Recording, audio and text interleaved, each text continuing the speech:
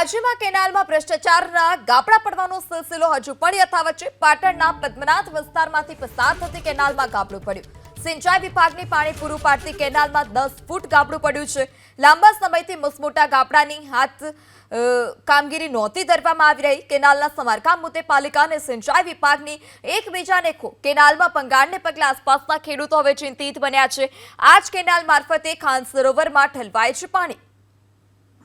વધુ માહિતી સાથે સંવાદદાતા એઝાઝ પણ ફોન લાઈનથી જોડાઈ ચૂક્યા છે। જે એઝાઝ, લાંબા સમયથી મસમોટા ગાબડા તેમ છતાં કોઈ કામગીરી નથી કરવામાં આવતી, શું વધારે વિગત સત્તાધીશોનું શું કહેવું છે?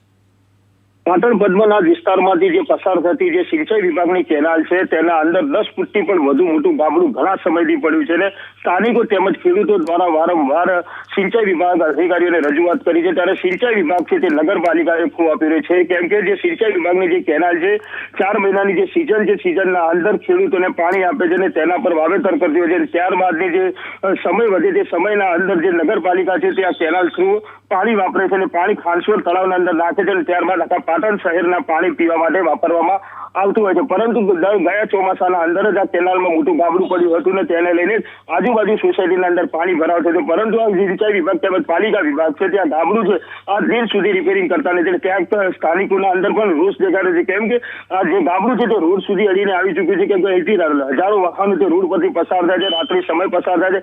ક્યાંક આ ગાબડું ના દેખાવાના કારણે ક્યાંક વાહન ચાલક છે તે ગાબડાના અંદર ગરકાવ થાય તો ક્યાંક એને મોટું નુકસાન પણ થઈ શકે છે। પરંતુ જે તંત્ર છે ક્યાંક તંત્ર છે તે કઈ બાબતને ધ્યાન દોરતું નથી, તેને લઈને આ ગાબડું છે આ દિન સુધી રિપેરિંગ કરવામાં આવ્યું નથી। ક્યાંક કહી શકાય કે આ ગાબડાના કારણે ક્યાંક મોટો અકસ્માત પણ સર્જાઈ શકે છે। જી એઝાઝ, સમગ્ર માહિતી બદલ આભાર।